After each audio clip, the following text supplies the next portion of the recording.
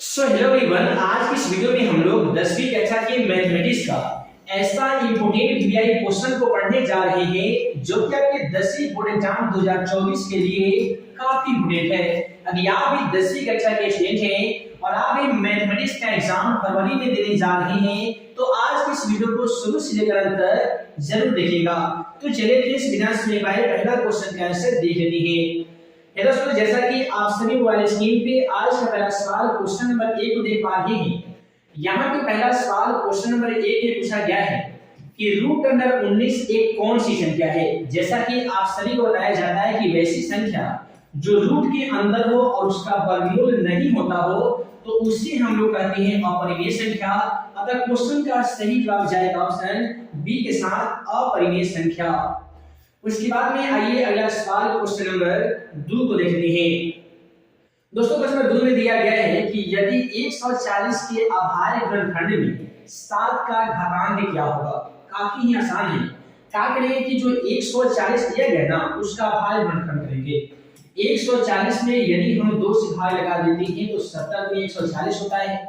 इसमें भी यदि हम 2 से लगाते हैं तो 35 दूनी 70 होता है और ये 5 सत्ते 35 हो जाता है।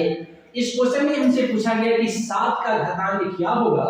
यदि आप ध्यानपूर्वक देखेंगे तो 7 कितने बार आया है, 1 टाइम यानी एक बार, है ना जी। तो क्वेश्चन का जो बिल्कुल सही जवाब होने वाला है ऑप्शन बी होगा यानी 1 होगा। उसके बाद में आइए अगला सवाल क्वेश्चन नंबर यहाँ पे हम लोग 3 को देख लेते हैं। क्वेश्चन नंबर 3 क्या कहता है कि यूक्लिड विभाजन एल्गोरिथम प्रमेय के अनुसार किन्हीं दो धनात्मक पूर्णांक a और b के लिए ऐसे अद्वितीय पूर्णांक q और r विद्यमान हैं तो a बराबर b की प्लस r जहां r संतुष्ट करता है। r किसको संतुष्ट करता है तो ऑप्शन सी को संतुष्ट करता है। o ग्रेटर देन r और ये लेस देन हो जाएगा ऑप्शन बी यानी जो ऑप्शन सी है इस क्वेश्चन का बिल्कुल सही जवाब हो जाएगा। अब आइए अगला सवाल क्वेश्चन नंबर हम लोग 4 की ओर बढ़ते हैं। क्वेश्चन 4 भी काफी ही ज्यादा इंपॉर्टेंट है आपके मैट्रिक बोर्ड एग्जाम 2024 के दृष्टिकोण से। पता है कि यदि एक धनात्मक पूर्णांक है तो एक धनात्मक समपूर्णांक का रूप क्या होगा। देखिए, सब संख्या किसे कहते हैं तो वैसी संख्या जिसमें 2 से भाग लगती है। जैसे 2 से भाग लेने वाले जैसे 2 हो गया, 4 हो गया, 6 हो गया, है ना जी। तो यहाँ पर क्वेश्चन बी में देखिएगा तो 2n+2 एक ऐसा रूप दिया गया है यदि हम n के बदले में कोई भी मान रखेंगे तो प्रत्येक मान हमारा समपूर्णांक का मान देगा। अगर क्वेश्चन का जो बिल्कुल सही जवाब होने वाला है तो ऑप्शन बी हो जाएगा। अब आइए अगला सवाल क्वेश्चन 5 की ओर बढ़ते हैं। क्वेश्चन 5 लेकर देखिए कि क्वेश्चन 5 में कहता है प्रत्येक अपरिमेय संख्या होती है। देखिए, पहला उसमें दिया है एक प्रकृत संख्या। प्रकृत संख्या किसे कहते हैं? गिनती की संख्या को प्रकृत संख्या कहते हैं। गिनती की संख्या का स्वभाव 1 2 3 4 ऐसे होता है। यदि हम सबमें रूट लगा दें तो क्या सभी के सब अपरिमेय संख्या होगा? बिल्कुल नहीं होगा। 1 से 3 तक जाएंगे तो हमारा अपरिमेय संख्या तो मिल जाएगा, लेकिन ऑप्शन से यहाँ पे दिया है 4 और 4 का वर्गमूल 2 होता है तो हम कह सकते हैं कि प्रत्येक प्रकृत संख्या एक अपरिमेय संख्या नहीं हो सकती है। प्रत्येक पूर्ण संख्या भी अपरिमेय संख्या नहीं हो सकती है। प्रत्येक पूर्णांक संख्या भी अपरिमेय संख्या नहीं हो सकती है। लेकिन वहीं पे आप सभी बता दें कि प्रत्येक वास्तविक संख्या को हम लोग अपरिमेय संख्या कह सकते हैं क्योंकि वास्तविक संख्या का परिभाषा क्या करता है कि परिमेय संख्या और अपरिमेय संख्या के वास्तविक समूह को अपरिमेय संख्या कहते हैं, जो कि ऑप्शन डी में दिया गया है। अब आइए इसी प्रकार से अगला सवाल क्वेश्चन 6 पे बढ़ते हैं। क्वेश्चन 6 क्या कहता है कि निम्नलिखित में से किसका दशमलव प्रसार शांत होगा। दोस्तों याद रखिएगा, शांत होने के लिए आसान से इसका ट्रिक है कि 2 का पावर 8 into 5 का पावर m होना चाहिए। कोई भी ऐसा संख्या है जिसके लिए हम हर का गुणनफल कर रहे हैं, गुणनखंड कर रहे हैं, उसमें यदि 2 और 5 आ जा रहा है तो समझ लेंगे कि इसका दशमलव प्रसार शांत होगा। और ये दोनों में से कोई एक भी आएगा तो भी शांत होगा, लेकिन दोनों के साथ कोई अन्य संख्या आ जाए तो वह दशमलव प्रसार शांत नहीं होगा। ऑप्शन ए से चलेंगे तो 32/91 दिया गया है। 91 का यदि हम गुणनखंड करेंगे तो 13×91। देखिए 13 और 7 हटा गया है, इसमें 2 और 5 आए नहीं, तो ये हमारा ऑप्शन गलत हो जाएगा। ऑप्शन बी में देखेंगे तो 19/80 दिया गया है। 80 का गुणनखंड करेंगे तो 2 दूनी 4, 4 × 20 और 20 दूनी 40, 40 दूनी 80।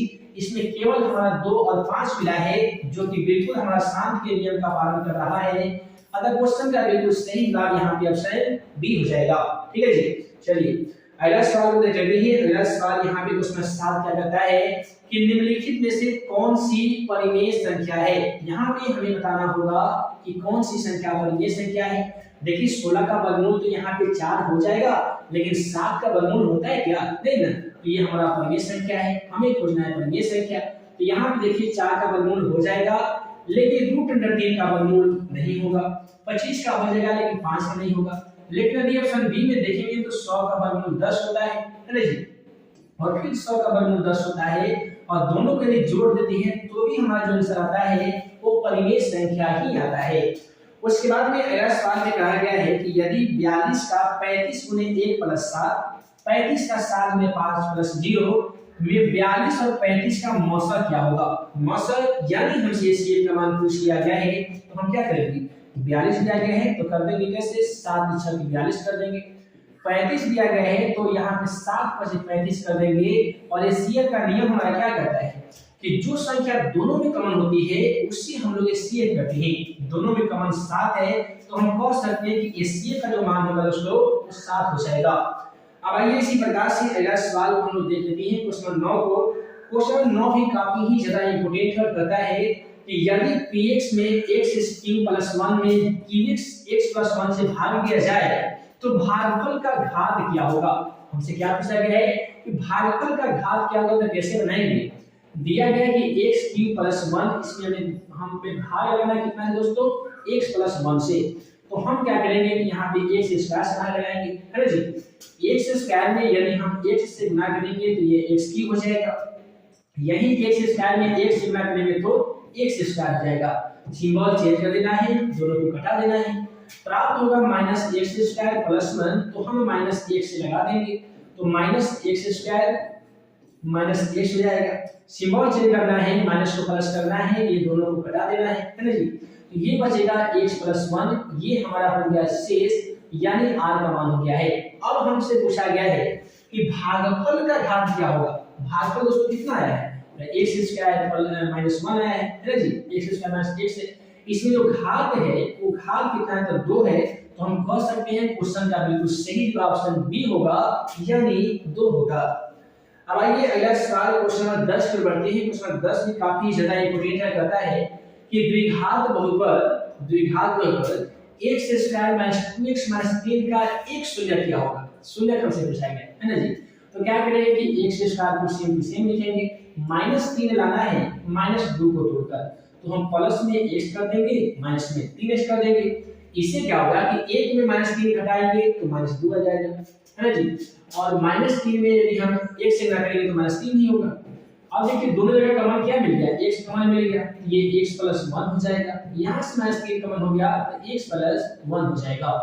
अब ये दोनों वाली संख्या को हम लोग एक साथ लिखते हैं कि x - 3 एक साथ करेंगे और ये x+1 को एक साथ करेंगे। यदि x बराबर लिखेंगे तो -3 इधर +3 हो जाएगा, ये x बराबर लिखेंगे तो +1 इधर -1 हो जाएगा, यानी +3 -1 कैंसिल होगा, +3 -1 इसमें है तो ऑप्शन सी में है। अतः क्वेश्चन का बिल्कुल सही जवाब यहाँ पे ऑप्शन सी हो जाएगा। अब आइए इसी प्रकार से अगला सवाल क्वेश्चन नंबर 11 की ओर बढ़ते हैं। क्वेश्चन 11 क्या कहता है यहाँ पे कि एक द्विघात बहुपद x² + 6x + 2 के शून्य alpha + beta minus alpha × beta का मान क्या होगा। कैसे बनाएंगे, तो अल्फा + बीटा का फॉर्मूला -b/a होता है, अल्फा × बीटा का फॉर्मूला c/a होता है। अब देखिए b का मान कितना है दोस्तों, 6 है, तो हम यहाँ पे लिख सकते हैं कि -6। a का मान कुछ नहीं तो 1 मानेंगे।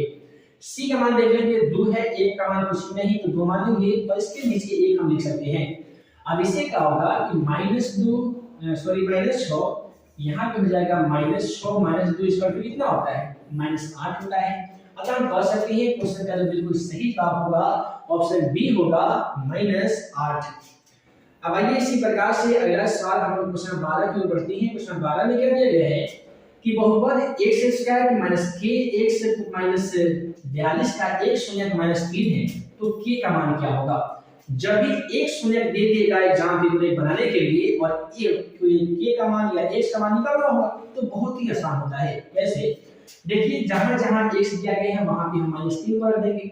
जैसे x³ है तो -3 का स्क्वायर करेंगे, और माइनस में है के एक्स, यानी के गुने एक्स का मान फिर से -3 और -42 को सेम टू सेम करेंगे।